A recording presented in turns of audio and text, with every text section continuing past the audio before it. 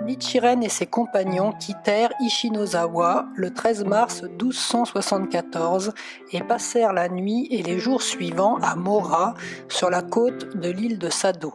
Entre-temps, les croyants du Nembutsu de Sado se mirent à comploter contre leur départ, n'admettant pas que Nichiren fût gracié et autorisé à rentrer chez lui. Le 15 mars, cependant, des vents propices à la navigation s'étant levés, Nichiren fit la traversée jusqu'à Kashiwazaki en 2 jours. Il se dirigea vers le Ku, bureau local du gouvernement de la province d'Echigo, où des samouraïs se joignirent à son groupe pour l'escorter. Le Ku était situé près de ce qui est aujourd'hui la ville de Naoetsu. Quand le groupe de Nichiren passa devant le temple de Kenjoji, qui était sur son chemin, des croyants du Nembutsu tentèrent de lui barrer la route, car le temple Kenjoji était le centre du culte Nembutsu pour la province de Shinano. La présence de l'escorte de samouraïs les empêcha toutefois de s'attaquer à Nichiren. Le 26 mars, il put rentrer en toute sécurité à Kamakura.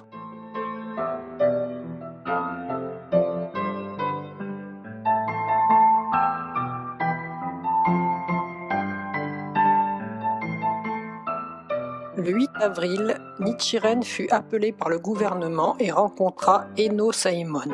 Celui-ci, extrêmement courtois cette fois-ci, lui demanda à quel moment les armées mongoles attaqueraient le pays. Il demanda aussi s'il était possible d'atteindre l'illumination par un des sutras enseignés avant le sutra du lotus. Nichiren Daishonin répondit à chacune de ces questions en citant les passages correspondants de ces sutras. Concernant l'invasion mongole, Nichiren déclara qu'il était certain qu'elle aurait lieu dans l'année, bien qu'aucune date précise ne fût donnée dans les sutras. En même temps, il admonesta sévèrement Eno Saemon en ces termes. « J'ai déjà donné mon opinion sur la question, mais elle n'a pas été prise en considération. Si vous tentez de soigner un malade sans connaître les raisons de sa maladie, vous ne réussirez qu'à aggraver son état. De même, si on autorise les prêtres Shingon à essayer par leurs prières de vaincre les Mongols, ils ne parviendront qu'à rendre le pays militairement plus vulnérable. En aucun cas, les prêtres Shingon et ceux des autres écoles ne doivent être autorisés à prier dans ce but. » Dès le 10 avril, cependant, Nichiren apprit que le gouvernement avait demandé aux prêtres Ouin du temple d'Amitabha de prier pour faire tomber la pluie. Prêtre renommé qui maîtrisait les enseignements ésotériques du Shingon, Ouin, depuis Kyoto, avait été invité à s'installer à Kamakura. Nous savons, grâce à l'écrit de Nichiren intitulé Sur le comportement du Bouddha, qu'il tomba le 11 avril une pluie torrentielle et Kojo Tokimune, seigneur de la province de Sagami, fut tellement impressionné qu'il offrit à Ouin de l'or, un cheval et divers cadeaux pour le remercier. Il est dit plus loin que la population traita Nichiren avec mépris et le tourna en ridicule, car la pluie offrait un contraste saisissant avec l'échec spectaculaire que subit le prêtre Ryokan plusieurs années auparavant, lorsqu'il avait prié en vain pour faire pleuvoir. Affrontant la critique, Nichiren dit à ses disciples que de nombreux faits historiques démontraient clairement que les enseignements de l'école Shingon étaient erronés et qu'il devait y avoir une raison à la pluie provoquée par Ouin. Finalement, une violente tempête se leva, provoquant de graves dommages dans plusieurs quartiers de Kamakura. Nichiren apprit par ailleurs que le gouvernement avait demandé aux prêtres Shingon de prier en vue de l'invasion mongole. Aussi décida-t-il de quitter Kamakura, pensant que de nouvelles remontrances seraient vaines.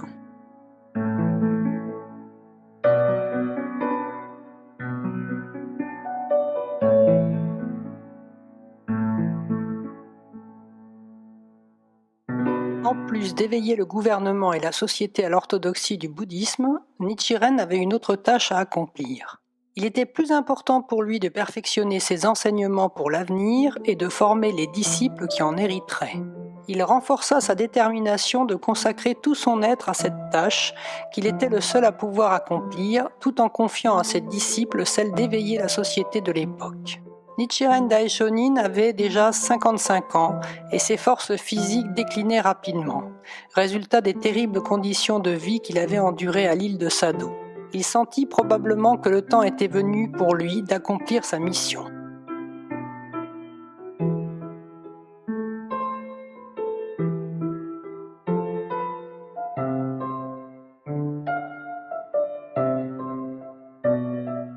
Ce fut Nikko Shonin qui, selon la volonté de Nichiren, choisit pour lui un endroit où il put passer ses dernières années.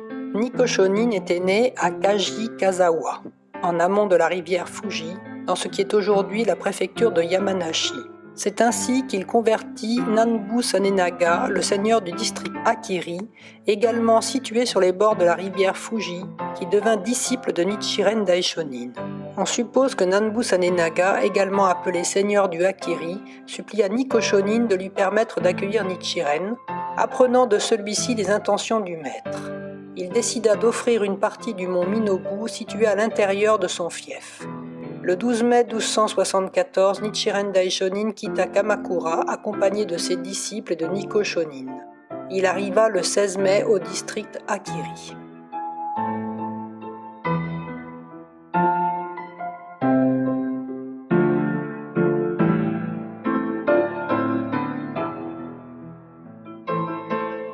Dans une lettre adressée à Tokijonin le 17 mai 1274, Nichiren exprima ce qu'il pensait de ce nouveau lieu de résidence. « Je n'ai pas encore décidé si je demeurerai ici longtemps ou non, mais comme j'apprécie cette retraite de montagne, j'y resterai pour le moment. L'endroit décrit dans la lettre est entouré de parois montagneuses donnant sur les bords de la rivière Fuji, qui serpente entre les montagnes. De nos jours encore, c'est un endroit suffisamment retiré pour n'être pas d'accès facile. » Nichiren décrivit également sa retraite de montagne dans une lettre qu'il adressa en février 1275 à un membre de la famille Nagoe, l'une des adeptes de la province d'Awa où il était né. À l'est se tient le pic de Tenshi, au sud le Takatori, à l'ouest le Shishimen et au nord le Minobu, tous quatre dressés comme si l'on avait tendu des écrans. En escaladant ces pics, vous trouverez une vaste étendue de forêt. En descendant les vallées, vous verrez d'énormes rangées de blocs de pierre alignés. Les hurlements des loups et le bavardage des singes retentissent dans les vallées. Les cerfs mélancoliques appellent les daims et le chant des cigales résonne. Le lieu offert à Nichiren et à sa suite par le seigneur de Akiri est situé dans une vallée sur la rive opposée à l'actuel temple Kuonji. Avec l'aide du seigneur, les disciples construisirent une chaumière pour Nichiren. Contrairement à ce que laissait entendre l'expression « pour le moment » de la lettre de Tokijonin, Nichiren Daishonin vécut au mont Minobu environ 9 ans, presque jusqu'à la fin de sa vie. Et cela sans doute parce que l'atmosphère de ce lieu lui apportait la paix de l'esprit en dépit de sa situation peu confortable et de son rude climat. Le 17 juin, la construction de l'ermitage fut achevée. Jusqu'à cette date, il est probable que Nichiren demeura soit chez le seigneur d'Akiri, soit chez quelques parents. La chaumière, d'après ce qu'il écrivit dans une lettre au seigneur d'Ueno, était modeste, à peine plus confortable qu'un abri naturel de feuilles et d'arbres.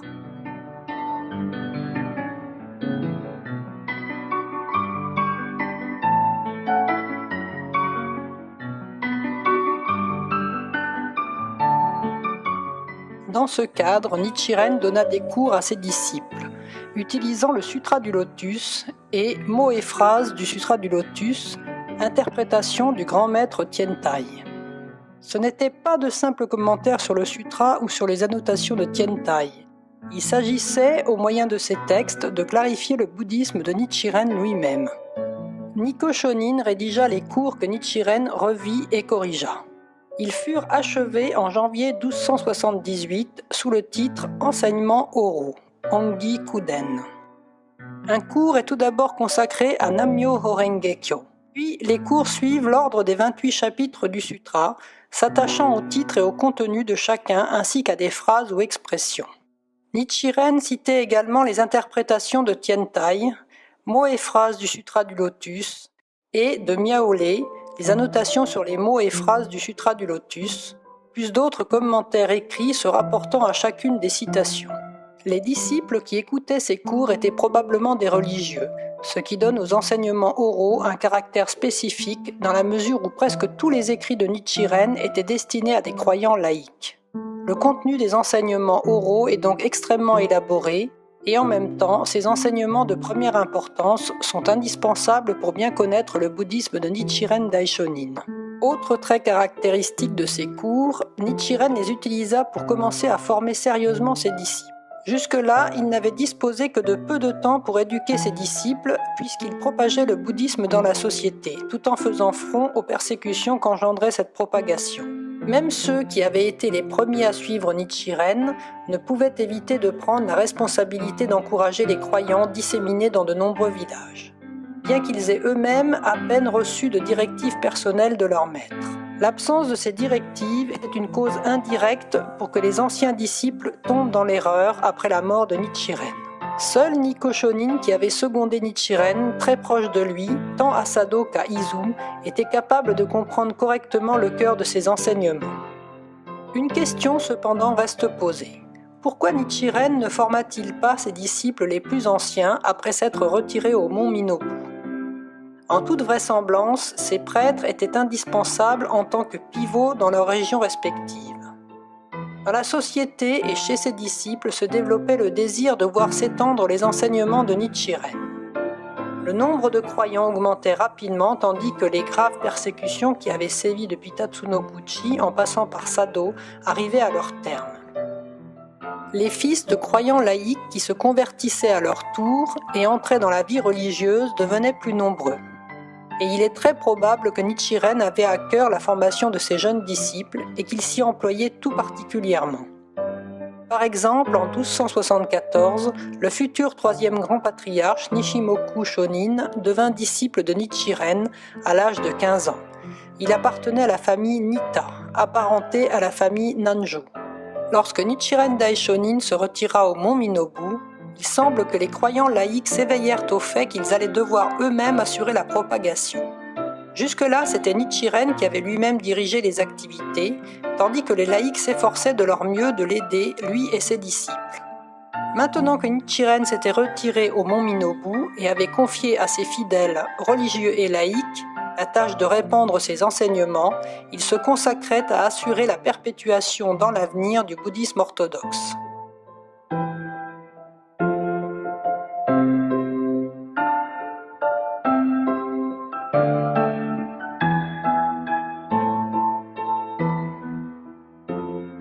Cet éveil des croyants les amena à organiser leurs propres activités, ce qui en retour attira sur eux diverses persécutions.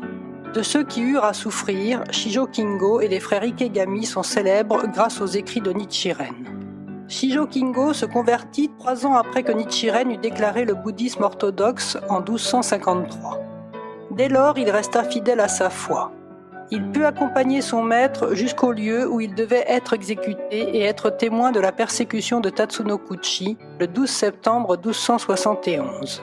Comme nous l'avons déjà dit, Shijo Kingo rendit régulièrement visite à Nichiren lors de son exil à Sado. Ce fidèle disciple ne subit aucune persécution de la part du seigneur Emma qu'il servait, alors que de nombreux croyants laïcs en souffrirent pendant l'exil à Sado. Après la retraite de Nichiren, Shijo Kingo tenta de convertir son seigneur aux environs d'août 1274. En réponse au récit de sa tentative de conversion, Nichiren écrivit à Shijo Kingo une lettre d'encouragement. Elle existe toujours. Elle est datée du 26 septembre 1274. Nichiren y exprime sa joie devant les efforts de Shijo Kingo. Il déclare que la pratique de convertir les autres est le bien suprême et que la tentative de Shijo Kingo auprès du seigneur Emma l'a sauvé du mauvais karma collectif qui est le lot de tous les individus vivant dans ce monde de calomniateurs.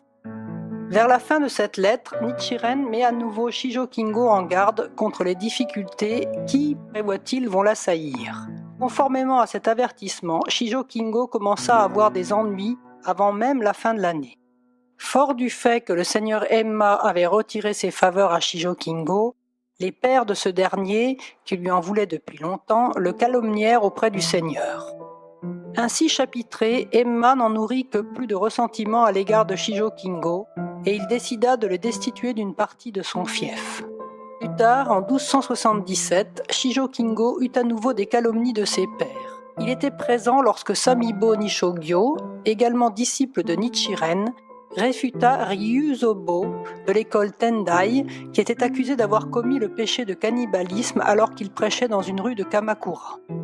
C'est à ce moment-là que Shijo Kingo fut dépossédé de son fief. Du mont Minobu, Nichiren encourageait Shijo Kingo et, quand, pour finir, il fut réduit à la pire situation, Nichiren alla même jusqu'à adresser une pétition au seigneur Emma. Quand celui-ci tomba malade, Shijo Kingo employa ses talents, il était versé dans l'art de la médecine, à lui faire recouvrer la santé. Et le seigneur en vint à réviser son opinion et donna à Shijo Kingo un fief beaucoup plus important que celui qu'il possédait initialement. Les problèmes de Shijo Kingo furent résolus en 1278. Cette situation avait duré 4 ans.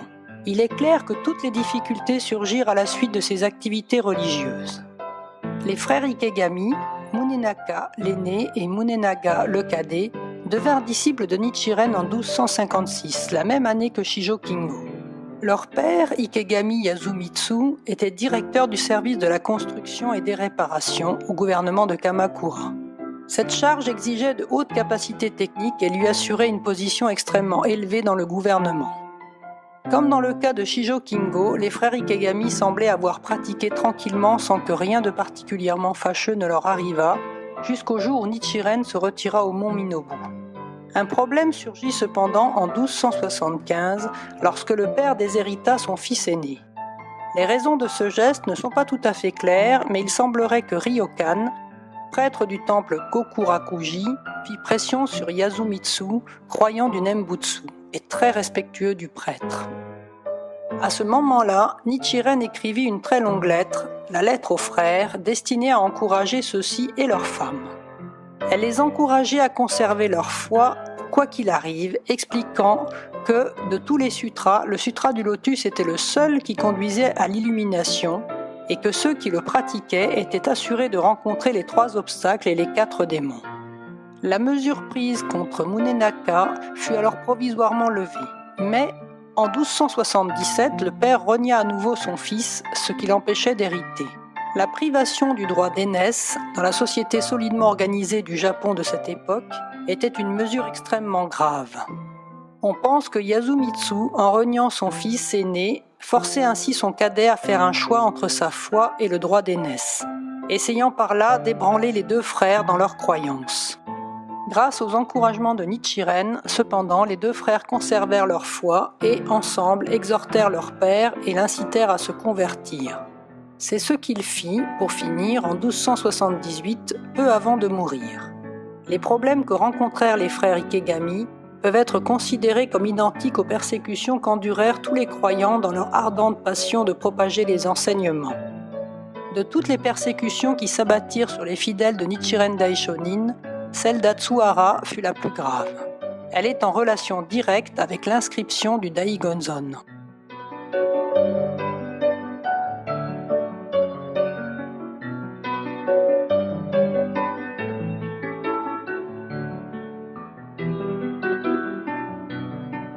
En octobre 1274, année où Nichiren se retira au mont Minobu, eut lieu l'invasion mongole.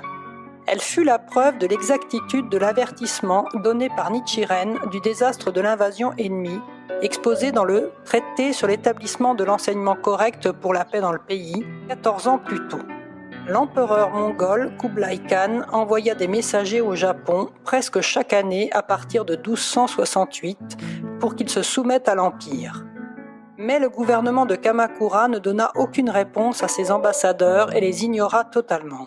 En 1274, Kublai Khan décida finalement de lancer une attaque contre le Japon. En janvier, il ordonna au royaume de Corée de fabriquer des bateaux de guerre. Il exigeait 300 bateaux-citernes d'eau. C'était une très lourde charge pour un pays déjà épuisé par la guerre et les privations. Mais, contraint et forcé, il acheva la fabrication demandée en juin. Le mois précédent, 15 000 guerriers mongols s'étaient rassemblés en Corée. En toute vraisemblance, les forces mongoles étaient entraînées pour les combats navals. Le départ pour le Japon eut lieu le 3 octobre. Le commandant en chef était un Mongol du nom de Sin Tu, secondé par un Coréen, Hong Sha-ku, et un Chinois, Liu Heng. La flotte comportait 15 000 soldats mongols, y compris des Chinois, 5 000 hommes de troupes, 5 000 Coréens et 6 000 marins. Au total, 31 000 combattants.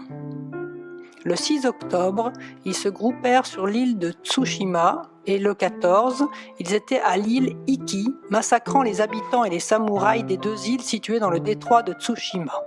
Le 16 et le 17, ils attaquèrent Hirato, dans la province d'Izen, à Kyushu, et le 19, une partie de l'armée débarqua à Shikuzen et Imazu.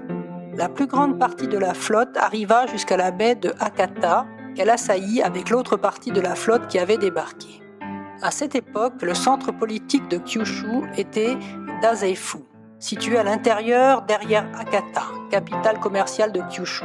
Dazeifu envoya des samouraïs pour protéger Hakata, mais ils furent parfaitement inefficaces face aux forces mongoles supérieures en nombre et qui employaient comme stratégie de combat des rangs très serrés. Quant aux armes, les forces mongoles étaient sur ce point également supérieures, car elles employaient des canons à poudre dont la portée dépassait de très loin les possibilités des archers japonais. Une des caractéristiques des samouraïs était de mener un combat corps à corps, tandis que les soldats combattaient en rang très serré, se déversant sur les Japonais pendant que les canons mitraillaient les soldats ainsi assiégés. La stratégie mongole était de loin supérieure. La ligne de défense japonaise fut une proie facile.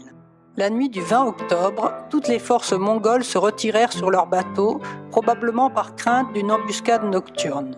Soudain, un orage au milieu de la nuit frappa la flotte mongole, coulant plus de 200 bateaux de guerre. Dans ce naufrage, sombra aussi l'ardeur au combat du reste de la flotte qui s'en retourna au royaume de Corée. C'est le 1er novembre que le gouvernement de Kamakura fut informé de l'invasion mongole. La première des lettres de Nichiren Daishonin faisant état de cette nouvelle remonte au 11 novembre et est adressée à Nanjo Tokimitsu. Dans cette lettre, Nichiren dit « Depuis que j'ai appris que le grand empire mongol a envahi ce pays, je pense avec chagrin à ce qu'aurait pu être la situation si les autorités avaient tenu compte de mes avertissements à moi, Nichiren. Mes larmes coulent sans cesse quand je pense au destin du peuple japonais qui sera le même que celui de Tsushima et d'Iki actuellement détruits. » Une lettre datée du 20 novembre que Nichiren adressa à Soya Kyoshin comporte une description du même ordre. Malgré l'échec de cette invasion en 1274, rien ne signifiait que l'empire mongol renonça à sa tentative de conquête du Japon. Bien sûr, les armées indigènes mongoles s'étaient jointes à cette première expédition contre le Japon, mais ne constituaient pas la majeure partie des forces. Les soldats recrutés dans les régions conquises représentaient la part la plus importante de l'expédition. Ainsi, l'échec ne causa guère de tort à l'empire mongol. L'année suivante, le 15 avril 1275, un messager mongol arriva de nouveau à Kyushu. Le gouvernement l'envoya à Kamakura, tout en donnant ordre aux samouraïs qui vivaient dans les provinces de l'ouest du Japon de se former en garnison tout au long de la côte, afin de veiller coûte que coûte à la sécurité. En outre, le gouvernement prit des mesures fermes envers les samouraïs qui n'avaient pas participé à la précédente bataille défensive. En même temps, il faisait décapiter le 7 septembre l'envoyé mongol, faisant ainsi montre d'une attitude de résistance totale à l'Empire et concentrant tous les efforts sur les préparatifs de défense. Tandis que la première fois une sérieuse défense avait manqué, cette fois-ci le gouvernement l'organisa immédiatement, probablement parce que les Japonais connaissaient depuis la bataille de 1274 la force de l'armée mongole.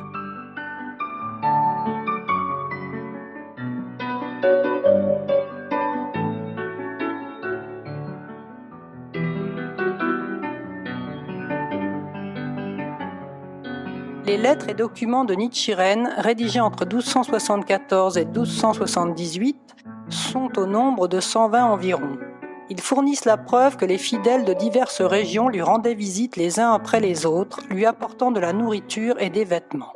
Parmi ces fidèles se trouvait Abutsubo, qui avait parcouru une longue route depuis Sado. À cette date, Abutsubo avait environ 90 ans, mais il fit 3 visites à Nichiren après que celui-ci se fut retiré au mont Minobu. Les documents importants rédigés vers cette époque, outre des lettres personnelles, sont l'essence du Sutra du Lotus, en mai 1274, l'établissement de la vue correcte, en 1274, Enseignement, pratique et illumination, en mars 1275. Lettre à Oren, en avril 1275. Choisir en fonction du moment, en 1275 également. Sur l'acquittement des dettes de reconnaissance, le 21 juillet 1276. Les actions du pratiquant du Sutra du Lotus, en 1276 également. Sur les 4 étapes de la foi et les 5 étapes de la pratique, en avril 1277. Et comment ceux qui aspirent initialement à la voie peuvent atteindre la bouddhéité grâce au Sutra du Lotus, en mars 1277.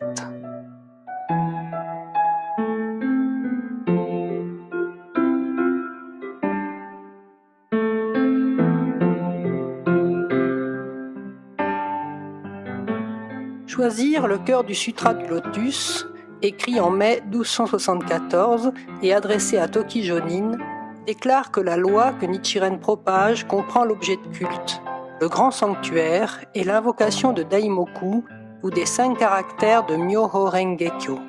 Il est aussi proclamé que ces 3 enseignements se répandront sans aucun doute à travers le monde entier.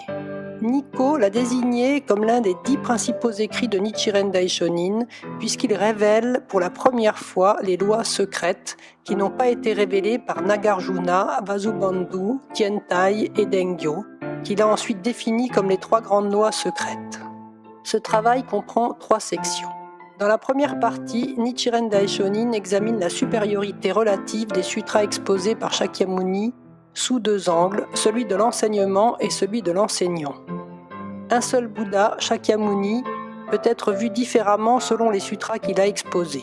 Dans la deuxième partie, Nichiren Daishonin explique que l'enseignement théorique et l'enseignement essentiel du Sutra du Lotus ont été exposés pour les personnes des derniers jours de la loi, en particulier pour Nichiren Daishonin lui-même.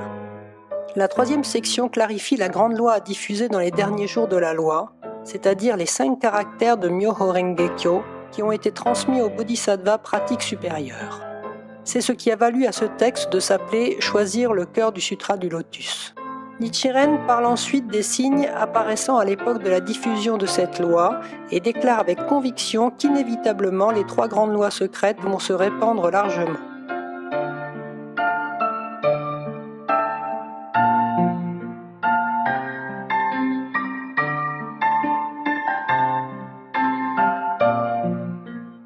Établir la méthode de contemplation correcte. Cette lettre est également connue sous le nom de « Détermination des similitudes et des différences entre le Sutra du Lotus et l'enseignement de la grande concentration et pénétration de Tientai ». Établir la méthode de contemplation correcte a été écrite en 1274 et s'adresse à Serenbo, un prêtre érudit originaire de l'école Tendai. Serenbo, exilé à Sado pour une raison inconnue, y rencontra Nichiren Daishonin et prit confiance en ses enseignements. Il posa un certain nombre de questions importantes et obtint des réponses dans des écrits tels que « La réalité ultime de tous les phénomènes » et « L'héritage de la loi ultime de la vie et de la mort ». Cet écrit confirme que la réalisation de la loi à travers la méditation de l'esprit, que le grand maître Tientai utilisa le premier pour réaliser Ichinen Sanzen, signifie l'observation de l'esprit, Kanjin, qui est entièrement basé sur le Sutra du Lotus.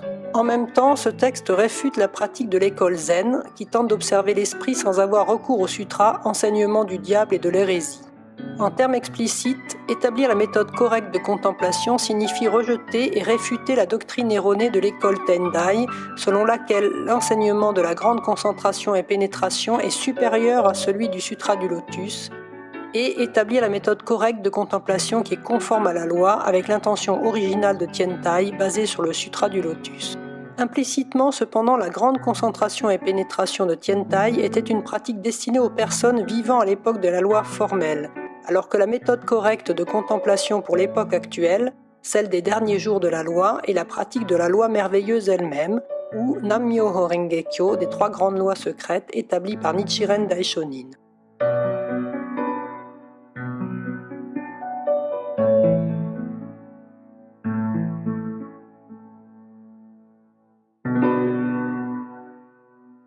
L'enseignement, la pratique et la preuve est une lettre écrite à Samibo en mars 1275. Elle contient la réponse de Nichiren Daishonin aux questions de Samibo, l'un des principaux disciples de Nichiren concernant ses préparatifs en vue d'un débat religieux. Samibo était connu pour son éloquence et ses connaissances. C'était un prêtre qui avait étudié sur le mont Hiei, donné des conférences à l'aristocratie de Kyoto et avait activement contribué à la diffusion des enseignements de Nichiren Daishonin. Nichiren l'a cependant réprimandé à plusieurs reprises pour son arrogance. Au cours de la persécution d'Atsuhara en 1279, il renonça à sa foi et aurait connu une mort tragique, bien que les détails précis ne soient pas connus. Cette lettre annonce tout d'abord qu'une religion, ici le bouddhisme, n'est viable que lorsque 3 éléments sont réunis. L'enseignement du Bouddha, sa pratique, les bienfaits qui en découlent. Ce document souligne ensuite que les enseignements du Bouddha Shakyamuni soit n'apportent aucun bienfait s'ils sont suivis dans la période actuelle, soit ont sombré dans l'absence de pratique et donc dans l'absence de bienfaits qui en résultent. Il conclut que seul Nam-myoho Renge-kyo que propage Nichiren est le bouddhisme qui réunit totalement les 3 éléments, enseignement, pratique et preuve.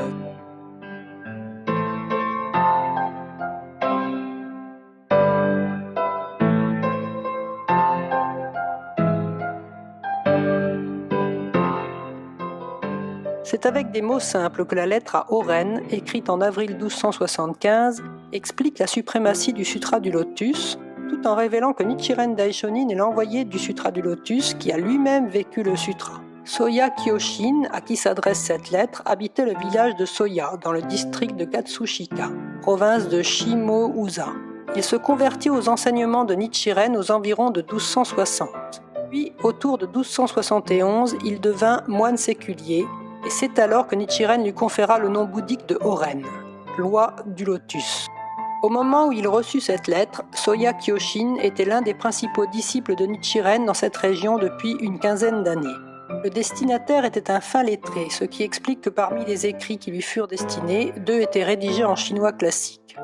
Nichiren Daishonin traite des merveilleux bienfaits acquis par celui qui loue le pratiquant du Sutra du Lotus de l'époque de la fin de la loi et lui fait des offrandes.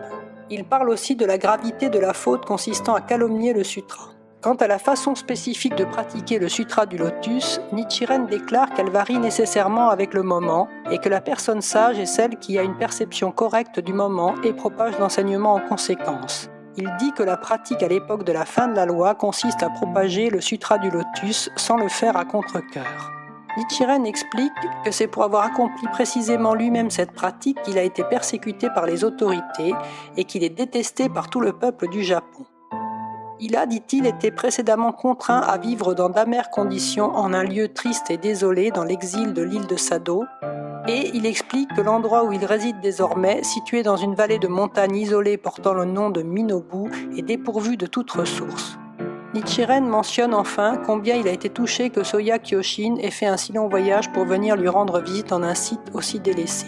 Rappelant ces 3 remontrances au gouvernement de Kamakura, Nichiren proclame que c'est parce que ses mises en garde n'ont pas été prises en compte et qu'il a été persécuté que toute une série de calamités majeures se sont abattues sur le pays. Dans la toute dernière partie de cette lettre, Nichiren explique pourquoi certaines personnes qui calomnient le Sutra du Lotus semblent ne pas subir la moindre sanction. Ceux qui calomnient l'enseignement correct, existence après existence, sont, dit-il, condamnés à l'enfer aux souffrances incessantes et ne recevront pas de mise en garde supplémentaire en cette vie pour leurs actes d'opposition. Pour en savoir plus à ce sujet, Nichiren suggère à Oren de se référer au Sutra du Lotus et au Sutra du Nirvana. Il aborde aussi cette question dans son traité sur l'ouverture des yeux.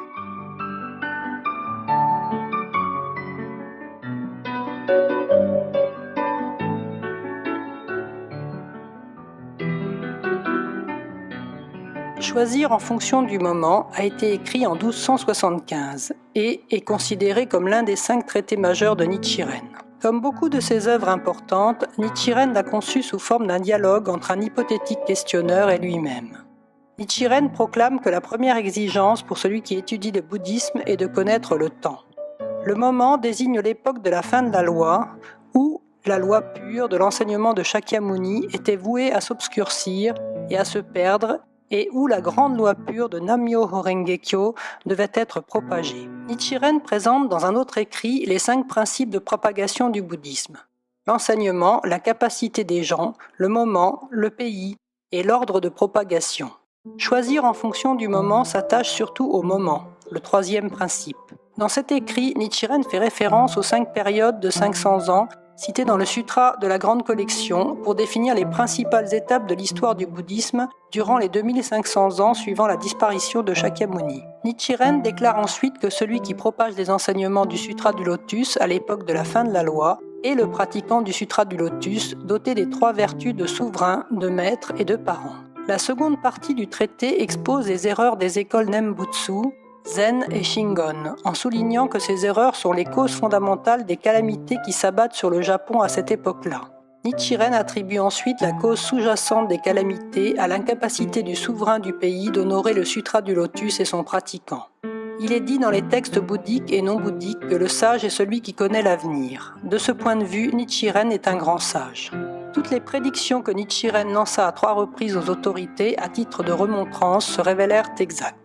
Afin de révéler l'enseignement correct, il a lutté constamment sans donner sa vie à contre-cœur face aux persécutions des 3 puissants ennemis, tout particulièrement ceux de la 3e catégorie, les moines respectés qui persuadent les autorités séculières de persécuter les pratiquants du Sutra du Lotus. Il affirme également que le seul véritable enseignement dans la dernière période de la loi est la récitation de Nam-myoho Renge-kyo, créant définitivement tout autre moyen d'atteindre l'illumination. Dans ce document, Nichiren fait aussi référence à ces 3 avertissements dont l'exactitude s'est vérifiée avec tant d'éclat qu'ils attestent, affirme-t-il, son identité de Bouddha qui connaît l'avenir. Les 3 prédictions sont le traité sur l'établissement de l'enseignement correct pour la paix dans le pays, écrit et adressé au gouvernement en 1260, la réprimande adressée à Enno Saemon dans la soirée du 12 septembre 1271, et une autre remontrance faite directement à Enno Saemon le 8 avril 1274, peu de temps après le retour de Nichiren de son exil à Sado.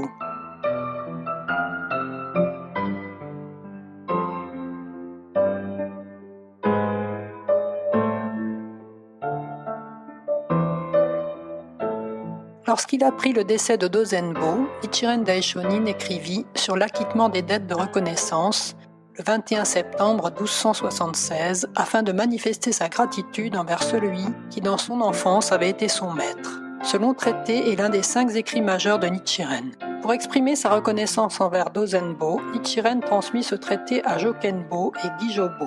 Ces derniers avaient été autrefois ses aînés et maîtres au Seishoji, avant de devenir par la suite ses disciples.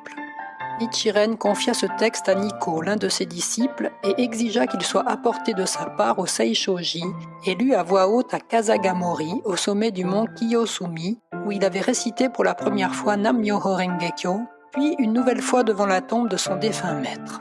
Nichiren était entré au Seishoji en 1233 pour étudier sous la direction de Dozenbo. À cette époque, les temples servaient à la fois de centre d'études générales et de centre religieux. Durant son séjour dans ce temple, Nichiren développa son extraordinaire talent littéraire qui se révéla par la suite si précieux pour la propagation de ses enseignements. Il se lança ainsi dans une vie entièrement consacrée à découvrir et à proclamer la vérité unique du bouddhisme qui s'était perdue en raison de l'émergence de diverses écoles aux positions erronées. Le 28 avril 1253, Nichiren déclara que Nam-myoho Renge-kyo était le seul enseignement qui pouvait mener directement à l'illumination à l'époque de la fin de la loi, tout en dénonçant les doctrines de l'école de la terre pure qui prévalait alors. Dojo Kagenobu, gouverneur de la région et fervent croyant de l'école de la terre pure, entra dans une violente colère en apprenant cette nouvelle et envoya ses hommes au temple pour arrêter Nichiren. Dozenbo, qui se consacrait à l'enseignement de la terre pure, ne put défendre ouvertement son jeune disciple, mais donna pour instruction à ses 2 aînés, Jokenbo et Gijobo, de le conduire en lieu sûr. Nichiren rencontra de nouveau son ancien maître en 1264 quand il revint dans sa région natale, à Awa, après son exil sur la péninsule d'Izu. Par la suite, sans abandonner entièrement sa foi en Amida, Dozenbo sculpta une statue du Bouddha Shakyamuni. Nichiren se réjouit que Dozenbo ait ainsi commencé à prendre conscience de son erreur parce qu'il avait le sentiment d'avoir une dette envers cet homme qu'il avait initié à la vie religieuse et désirait ardemment le mener vers l'enseignement correct. Nichiren commence ce traité en soulignant la nécessité pour chacun de s'acquitter de ses obligations envers ses parents, son maître, son souverain et les 3 trésors du bouddhisme. Il enseigne l'importance de s'acquitter de ses dettes de reconnaissance car c'est pour lui un aspect fondamental du comportement d'un être humain. Parmi ces 4 dettes de reconnaissance, cette œuvre souligne tout particulièrement la nécessité de s'acquitter de celles que chacun a envers son maître. Dans ce document, il révéla donc la façon de récompenser son maître défunt en disant que, bien que Nichiren ait quitté Dozenbo dans sa jeunesse, il avait réussi à maîtriser le véritable enseignement du Bouddha qu'il était en train de propager en ce moment même en tant que réel moyen de prouver sa gratitude envers Dozenbo. Il définit également le véritable enseignement qu'il propageait, les 3 grandes lois ésotériques dont il expliqua le contenu en ces termes. Premièrement, le Japon et le monde entier doivent ensemble vénérer le Bouddha Shakyamuni du véritable enseignement comme objet de culte. Le Bouddha Shakyamuni et le Bouddha Tao, assis tous deux dans la tour au trésor, ainsi que les autres Bouddhas et les 4 Bodhisattvas, y compris Visistakaritra, Shogyo, doivent assister le Bouddha Shakyamuni du véritable enseignement. Deuxièmement, il y a le grand sanctuaire du véritable enseignement. Troisièmement, la population entière du Japon, de la Chine et de l'Inde, ainsi que du monde entier, devra rejeter tous les autres enseignements et réciter Nam-myoho Renge-kyo. En établissant les 3 grandes lois cachées pour l'illumination de tous les êtres, Nichiren Daishonin s'acquitte en même temps de sa dette de reconnaissance envers le défunt Dozenbo.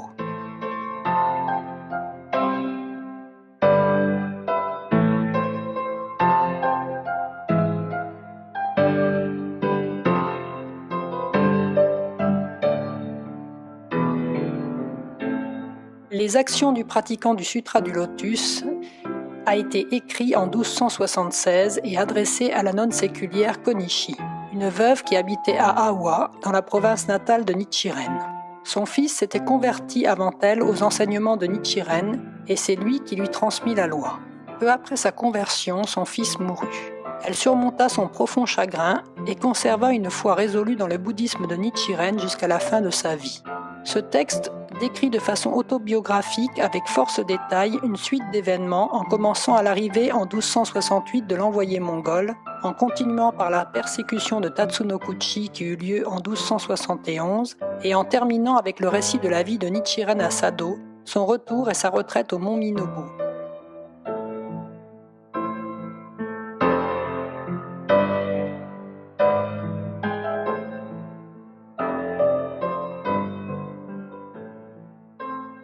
Les autres écrits, sur les 4 étapes de la foi et les 5 étapes de la pratique, écrits le 10 avril 1277 en réponse à Tokijonin, et Comment ceux qui aspirent initialement à la voie peuvent atteindre la bouddhéité grâce au Sutra du Lotus, écrit en mars 1277 à la nonne séculière Myoho. Ils décrivent l'état le plus élevé de ceux qui adhèrent à Nam-myoho Renge-kyo, ainsi que le grand bienfait de la bouddhéité qu'ils atteignent. Voici tracées les grandes lignes des écrits et des activités de Nichiren Daishonin lors des premières années de sa retraite au mont Minobu. Nous pouvons ainsi prendre conscience de leur richesse.